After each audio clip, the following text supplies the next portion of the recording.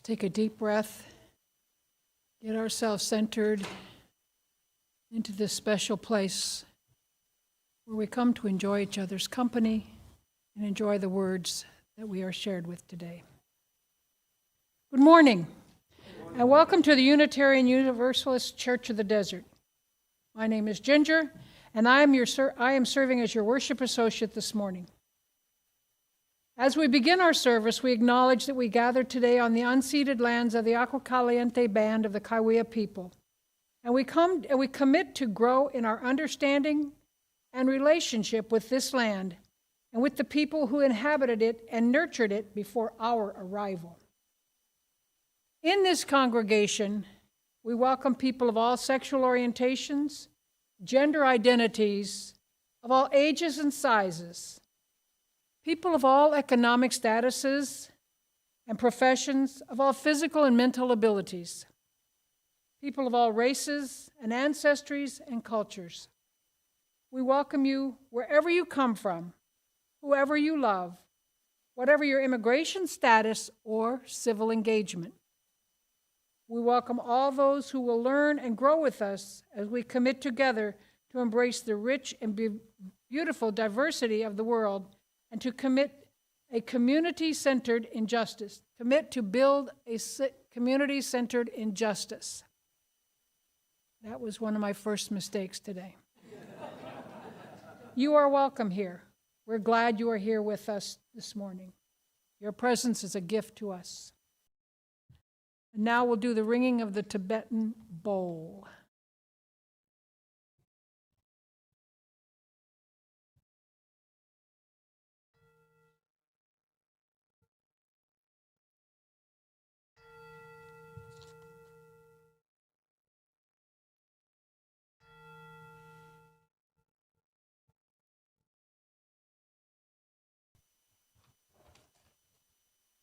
And again, good morning.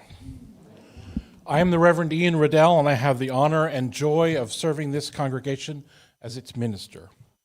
However you found us, however many times you've been with us here in person or online, welcome.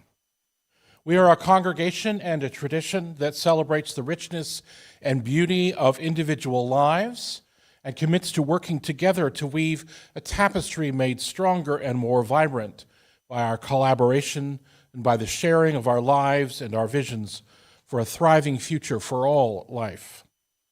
We strive together to build the beloved community of resilience, hope, and love in the face of fear and apathy. We practice the opening of hearts, the working of hands, and the lifting of spirits in the service of love. We come together today with gratitude for the web of life which sustains us, with humility in the face of history, with honesty about the reality of the world we create and inhabit, and with passion for the possibilities of a richer, more just, and more loving future for everybody. With all of this in our hearts, we gather together today in worship. My friends, will you rise in body or in spirit as we sing together our opening hymn, My Life Flows On?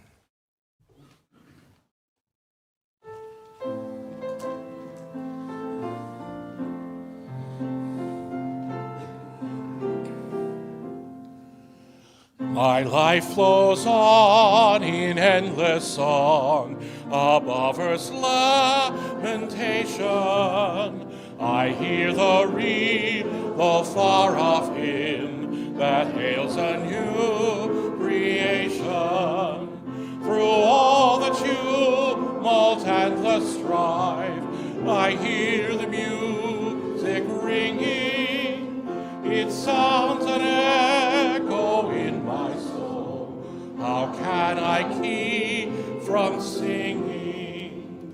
When tyrants tremble as they hear the bells of freedom ringing, when friends rejoice both far and near, how can I keep from singing? To prison cell and dungeon vile, our thoughts to them are winging. When friends by shame are undefiled, how can can I keep from singing? Tremble as they hear the bells of freedom ringing. When friends rejoice, both far and near, how can I keep from singing? We really mean it. When prison sad and dungeon vile, our thoughts to them are winging. When friends by shame are undefiled, how can I keep from singing? Thank you.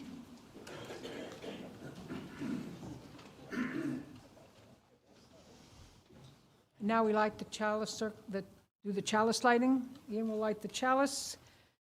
May love be the spirit of this church. May the quest for truth be its sacrament, and service be its prayer. To dwell together in peace, to seek knowledge in freedom, and to help one another in fellowship. This is our aspiration. And Cheryl Eaton has agreed to light the BIPOC candles. Thank you. We light these candles in solidarity with Black, Indigenous, and other people of color as we journey together towards spiritual wholeness. May we, as a beloved community, work to dismantle racism and all forms of oppression. May we live out our privileges so that justice, dignity, and equity prevail. That's mistake number 2.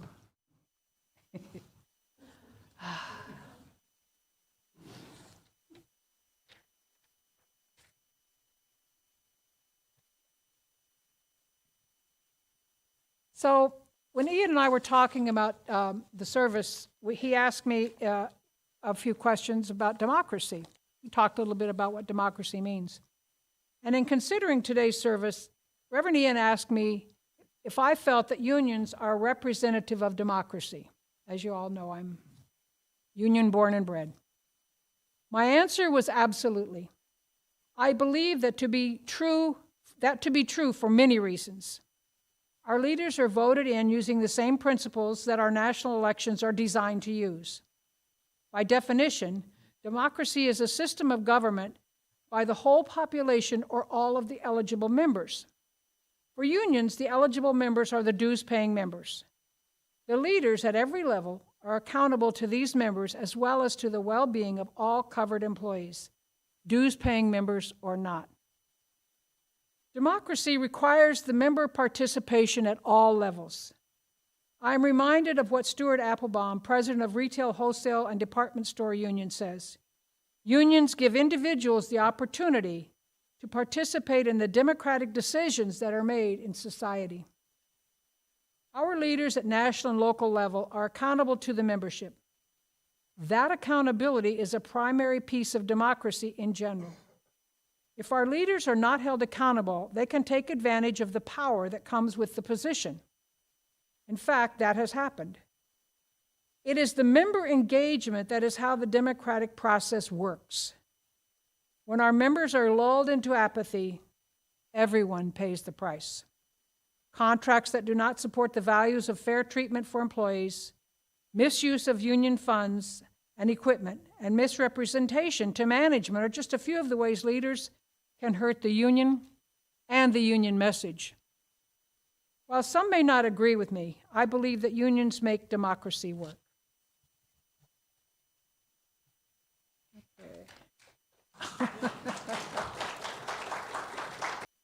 May all beings know peace.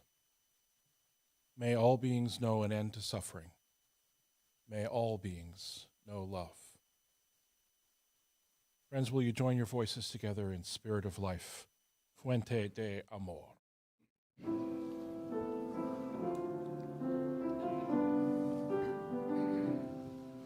Spirit of life, come unto me. Sing in my heart all the stirrings of compassion. Blow in the wind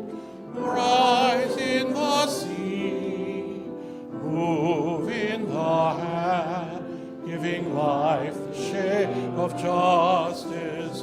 Roots hold me close, wings set me free.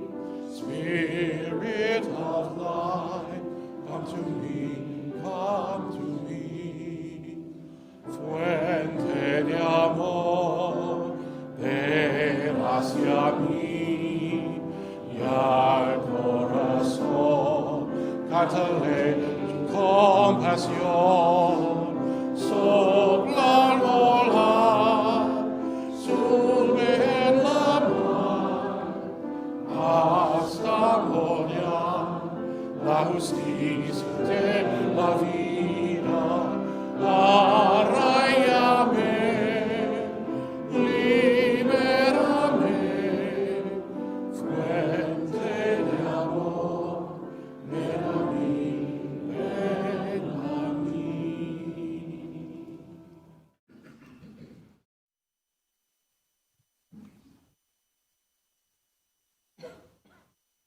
Before I begin what I'm about to say, I do need to say clearly that I will not be telling those of you who haven't voted yet who to vote for in the presidential election over the next days.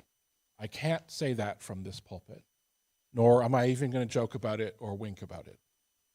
What I can do is reflect on the issues and the values and our role as Unitarian Universalists in this democratic system to which many of us give our love and our passion, a system which we all depend on for freedom and rights and justice. Now, despite being born in the United States, I did not grow up in this country. I grew up in Eastern Canada and only moved to the United States in the spring of 1999. Now, because I was born on U.S. soil, I have been a citizen of the United States since my birth, but I voted in my first presidential election in 2000. Now, even though I didn't grow up here, I did end up knowing something about the politics and the history of the United States. Any of you who have grown up in Canada understand that you pay attention to what goes on in the United States. You don't have any choice, really. We watched a lot of American television in the 1970s and 80s, and so I picked up a lot of things by osmosis. We all watched Roots. We all watched the Iran hostage crisis unfold. We watched the LA riots and the Academy Awards and the O.J. Simpson trial. Some people even watched American football. I remember seeing clips of the election debates between Jimmy Carter and Ronald Reagan. I remember the trial of Ollie North. I remember the confirmation hearings for Clarence Thomas. But before that, I grew up watching Saturday morning cartoons. Super Friends, of course, but a lot of Schoolhouse Rock. Being a word nerd, my favorites were conjunction junction, and a noun is a person, place, or thing. But I can also sing the preamble to the United States Constitution because of Schoolhouse Rock. I'm not going to do it now, but I can do it. And I came to this country with an understanding, simplistic though it may have been, of how laws were created and passed in this country because of that little old bill sitting there on Capitol Hill. I was also lucky that my high school offered a course that looked at Canadian and U.S. history in parallel, tracing the similarities and differences, how we influenced one another, how our political systems grew to be so different. And so I knew how central to the identity of this country was the story of the development of democracy and the broadening, often at great cost and in great conflict, the broadening of the right to participate in that democracy by voting and by sharing and by hearing the voices of those with a broader vision for this nation. Now, like many of you, I have been focused a lot lately on that democracy and what is being done to it these days, how it's being threatened and demeaned and challenged, how it's being supported and defended. And it will not surprise you that I've been looking for things to read that will help me understand how we got to this place that we're in. I have come to rely on the daily arrival in my email inbox of letters from an American, historian Heather Cox Richardson's daily reflection on the politics of the day and how she sees them connected and related to this history of our nation. I read many other email newsletters and reports and blogs, but Heather Cox Richardson's daily postings are always grounding and inspiring for me. She is a well-regarded historian, and so, of course, she has already written some wonderful books. She wrote a history of the Republican Party in our country. She wrote a book called How the South Won the Civil War, about ongoing resistance to and sabotage of progressive change in our nation. I would really recommend that book. And her newest book, Democracy Rising, which is her telling of the history of the idea and practice of democracy in our country from before the founding up to our present situation. She tells the story in ways that help us see and understand that though we might feel right now that we are living in unprecedented times, that our history shows us struggling with freedom and democracy and access to influence and power from the very beginning. What is clear from her telling of our history is that the movement to broaden and deepen democracy, to strive to include more and more of the country's citizens in we the people, was not easy or straightforward or unopposed. More often than not, she writes, and I'm quoting her now, those articulating the nation's true principles have been marginalized Americans who demanded the nation honor its founding promises. Their struggles have constantly renewed the country's dedication to the principles articulated in the Declaration of Independence. Their fight for equality reveals the true nature of American democracy and has always been a work, it is and has always been a work in progress. And this struggle, reclaiming this struggle in the here and now is the work of all of us, knowing our history, seeing the work and sacrifices of those who struggled to move us forward. Because despite our belief in our Constitution, democracy is not humanity's default state. It needs to be intentionally maintained, intentionally guarded, intentionally broadened. And that, along with those fighting for more freedom and access, there are groups and individuals in our country who believe that the broadening is not what they want to see happen. And that though we may feel like we are in a particularly precarious place right now, those anti-democratic forces have been around since before the founding of the nation. I'm repeating myself, sorry. She writes that the U.S. history that emphasized the inequality that the founders practiced rather than the equality they preached gave us the Jim Crow and Juan Crow laws of the late 19th and 20th centuries. It also gave us the policies that crowded indigenous Americans onto reservations, where disease and malnutrition, as well as lack of opportunity, killed many of them and pushed many others into poverty. These are the forces that resisted women's suffrage movement and the Voting Rights Act and the programs of the New Deal. And these are the forces and individuals who work still to this day to dismantle and block the right of all of our citizens to vote, that work to repeal the ways our government works toward equality and community support. In their book, with a less cheerful title than Richardson's book, this book is called How Democracies Die. Stephen Levitsky and Daniel Ziblatt study the ways that anti-democratic individuals and movements work to dismantle democracy here in this country. And they connect this study to awareness of the ways that anti-democratic individuals and movements around the world have acted. From Argentina to Chile to Russia to Turkey to Nazi Germany, the patterns of erosion and picking away at the commitments to democracy are similar, and those movements learn from each other. And resisting the move away from democracy is the work of all of us, not just our leaders and activists. Democracy is grinding work, write Levitsky and Ziblatt, whereas family businesses and army squadrons may be ruled by fiat. Democracies require negotiation, compromise, and concessions, Setbacks are inevitable, victories always partial. Presidential initiatives may die in Congress or be blocked by the courts. All politicians are frustrated by these constraints. But Democratic ones know they must, that's a small d, know they must accept those restraints. Near the beginning of The Lord of the Rings, the great wizard Gandalf is talking with Frodo, the small creature called a hobbit, who will become the central focus of the quest to destroy the evil ring created by the evil Sauron to contain his power, a magic ring which corrupts anyone who has it or uses it. I've told you before how often I go back to The Lord of the Rings in times of stress. Gandalf is telling Frodo about the history of the Ring of Power and how their world is under threat and how high the stakes are, and in the quest to destroy that one ring, and the ways in which the ring and Sauron have had influence throughout history, not just in this one time. "Oh, I wish it need not have happened in my time," said Frodo.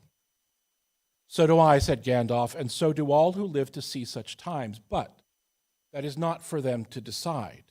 All we have to decide is what to do with the time that is given us."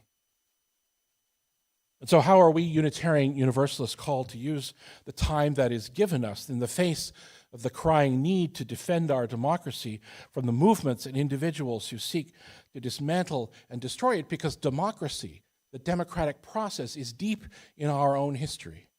It lives in the words of our principles and our values going back through time. It lives in our struggles to support emancipation, and our struggles to support the suffrage movement. It lives in our support of women's movements and bodily autonomy for all. It lives in our support of the LGBT movement. It lives in our support of all of these things, our understanding that each individual is born with worth and dignity. Each individual, everyone, every voice is real and matters and is worthy of love. And our understanding that we live in an interdependent web, that we are interdependent, woven into each other's lives. Those two things together tell us that when we translate our spiritual practice into political action, democracy is at the core of it. And so there are ways that we have learned, perhaps you already do these things. I know many of you do many of these things. This list that I've created that I'm about to share with you comes from my experience of hearing your stories. To protect democracy, to engage in democracy, voting once every 4 years is not enough. We need to be engaged at all levels at all times. We need to be at school board meetings, at city council meetings, at Chamber of Commerce meetings. We need to be protesting when things go awry. We need to be writing letters to editors, writing letters to our congresspeople, our presidents, all of our representatives. We need to be choosing kindly and generously where to spend our money when we have it. We need to talk to our neighbors, no matter what sign they have on the lawn,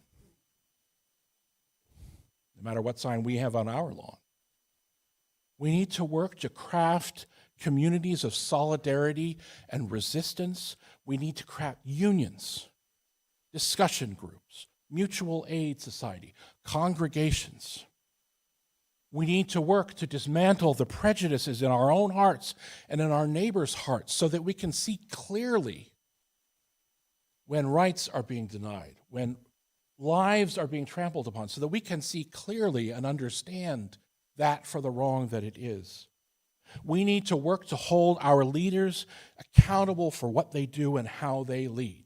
Just because they've been elected to office does not give them free rein to do what they wish. This is true even for those people we have voted for. Our vote is not a blank check.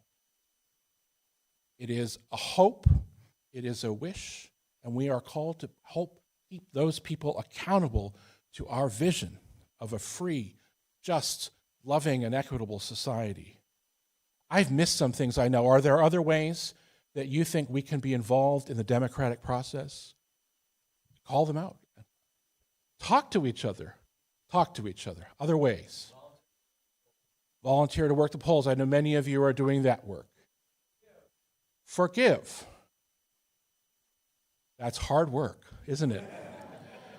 But it's work to do. It is important. Forgive. What else? Other thing. Listen.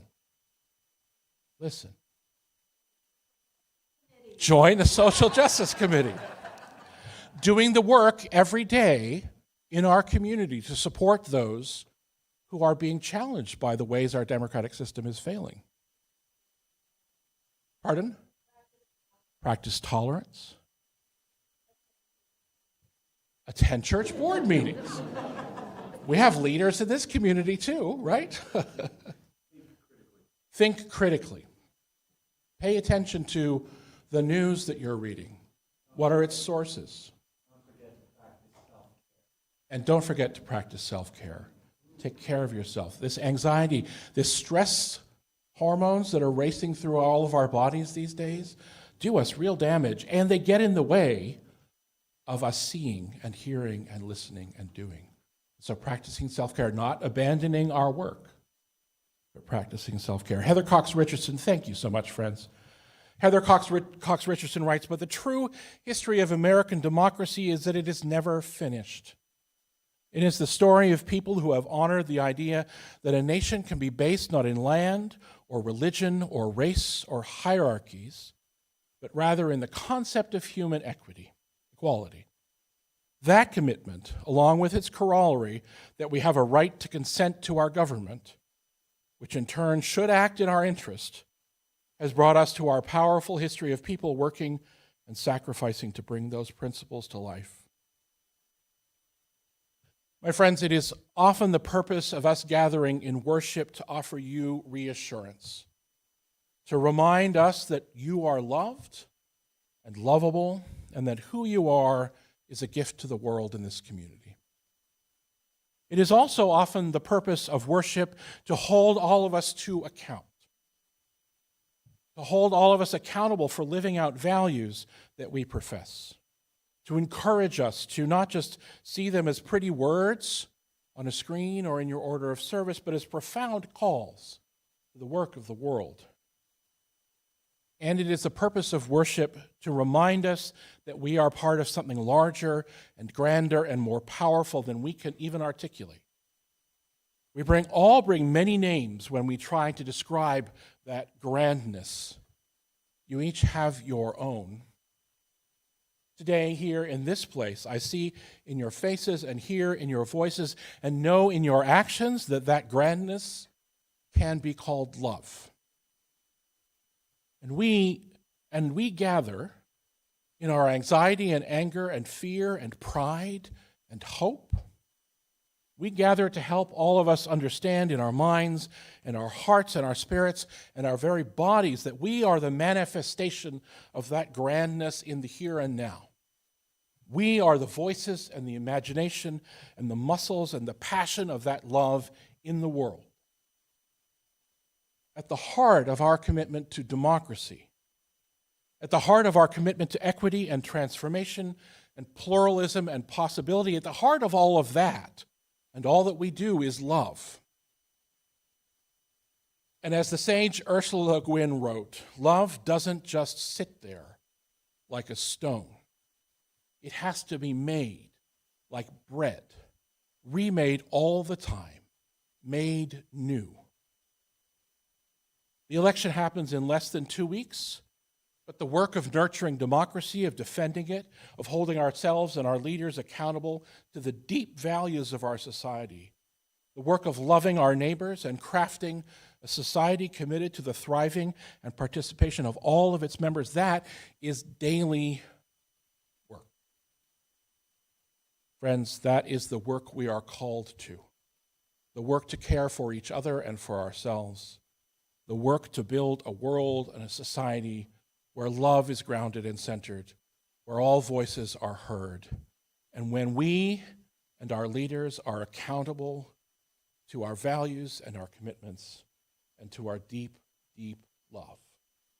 If you haven't done so yet, one of the ways you can express that love is to vote in the presidential election, and also for your senators and your representatives in Congress, your representatives in the state governments, your representatives in local government, and vote for those. I know, I live in California too. How many? 10 ballot propositions this year? All of them confusing? Don't skip those. That is how we live into democracy as well. And then go to city council meetings, go to school board meetings, work in your congregation and in your communities to build love, to build connection, and to build justice. That is how we do the work of democracy each and every day. May it be so. And now we get to sing again. And we are going to sing what? Oh yes, we're going to sing Wo-Ya-Ya. Will you rise, please, in body and spirit? Because you know what? We don't know what the end of this is all going to be. But we know the work we have to do to get there. And so let's sing together Wo-Ya-Ya. Joel, please.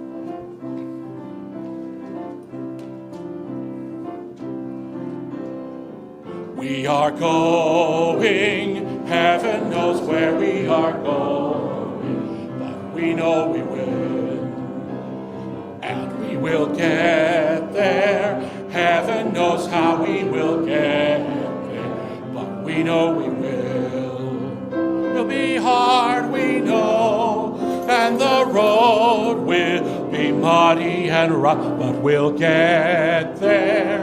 Heaven knows how we will get there, but we know we will.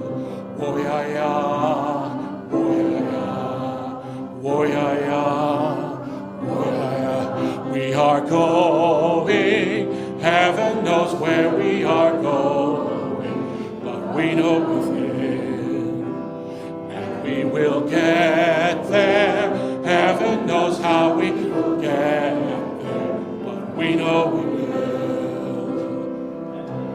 It will be hard, we know, and the road will be muddy and rough, but we'll get there. Heaven knows how we will get there, but we know we will. Oh-ya-ya, oh-ya-ya, oh-ya-ya, oh-ya-ya, oh-ya-ya, oh-ya-ya, oh-ya-ya.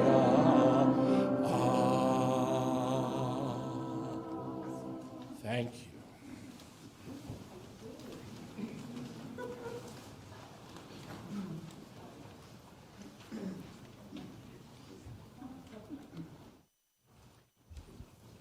Thank you, Ian. I would add one more thing to Ian's list. Keep showing up. At this time, we take this moment to have our congregational news. And Leslie Gephardt would like to come up and share a few words with us.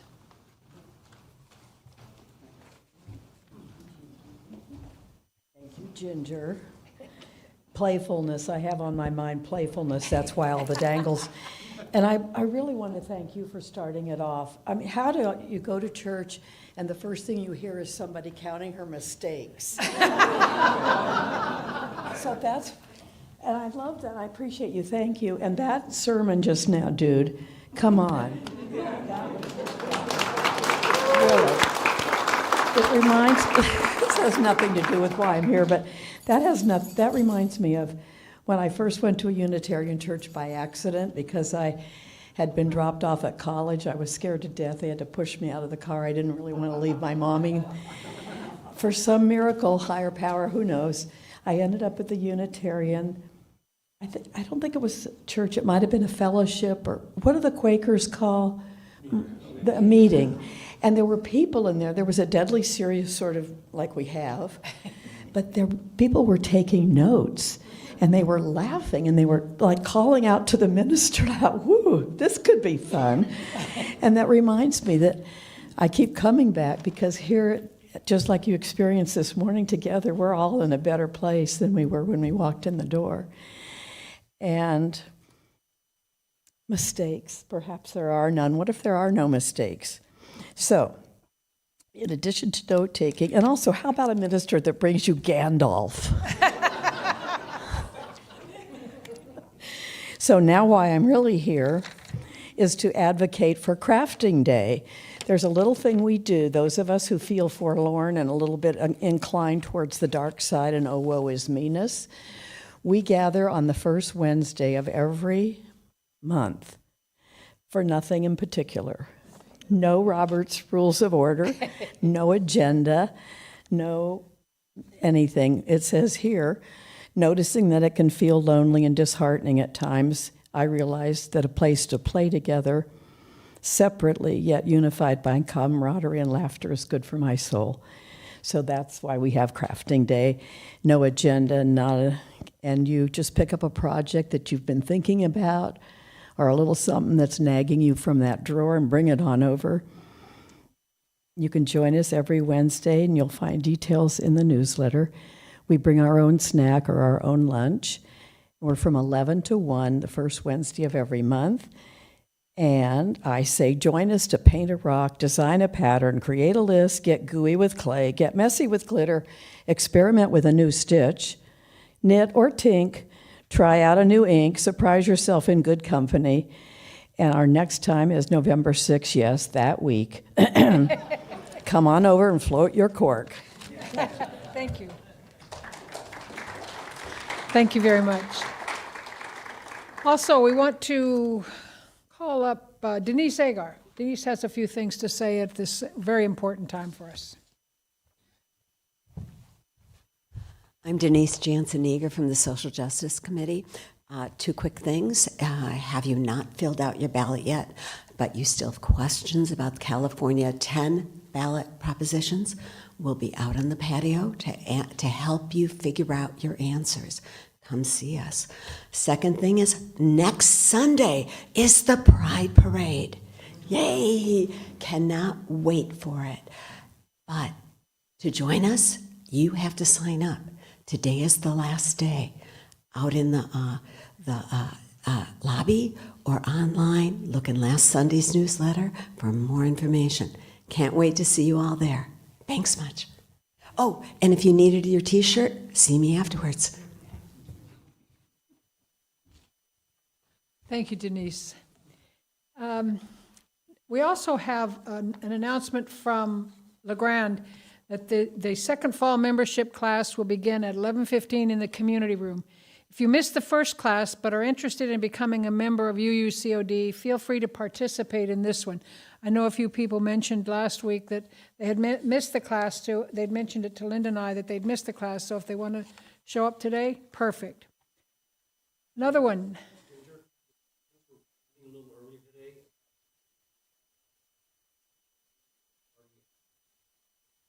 Okay, 11:05, so right after services. Okay, one more thing. Bill and Joni are once again hosting a potluck Thanksgiving dinner on Thursday, November 28th at their home at Indian Springs Country Club. For anyone who would like to share the holiday with other members and friends of UUCOD, they will provide the turkeys, stuffing, and gravy, and everyone who attends will bring a side dish, hors d'oeuvres, or dessert to complete the meal. There's a sign-up sheet on the table in the foyer. Please indicate the names of the folks who will attend and contact email or phone number and what you will bring so we all know what others are bringing. So, you know, it is really interesting when you have a potluck and everybody shows up with green salad. So we have a nice variety of food offerings. You must sign up if you plan to come because they'll need to provide a list of attendees to the guard gate for admission to the community. You can also contact Joni by email at joni@palmcitybooks.com. Please further details will be provided to the attendees prior to the dinner. So please, there's a sign-up sheet out there, and if you're not otherwise engaged, which sadly we are, not sadly, Linda, I apologize, that is your family. So, anyway, if you want to go have the fun with Joni and Bill, sign up out at the sign-up sheet. Are there any other announcements that I've missed out on? Anybody that I missed? Okay. There's a few other announcements in the newsletter. Don't hesitate to look at that. Plus, the insert has a few things on it. So I also want to take a quick moment because before Ian gets up and leads us out, thank you. Thank you to everybody who's in the seats today, those people who couldn't make it today who are watching online, those people who show up when they can or when they want to. Thank you for the the audiovisual community that supports us and does the awesome work that they do, mistakes and all.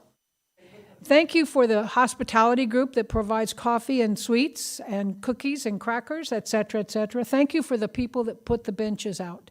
We're going to enjoy those very much this winter. Thank you for everybody who shows up and is of service to this community. This is your community, and your service matters. So give of your talents.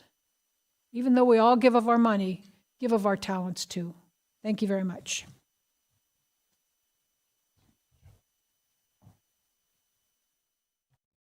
Distinguish the chalice. Yep. Okay, Leslie, write that one down.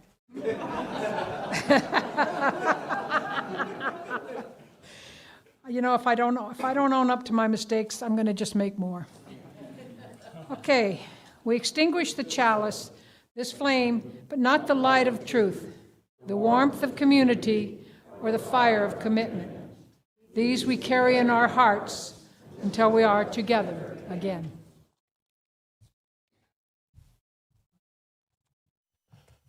What a joy it is to be in a place where we can laugh together as well.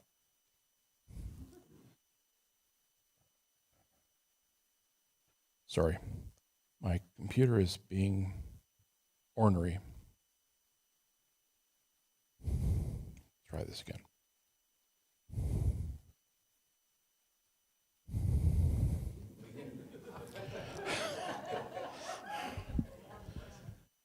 That was a long sermon, yeah. And yet we're finishing early. Huh? My friends, as we depart from this place of connection and hope, of welcoming a new possibility, this place of service and gratitude, we hold in our hearts the practice of crafting of community in homes, in workplaces, in congregations, in neighborhoods, in cities, in nations, between and among diverse and loving people.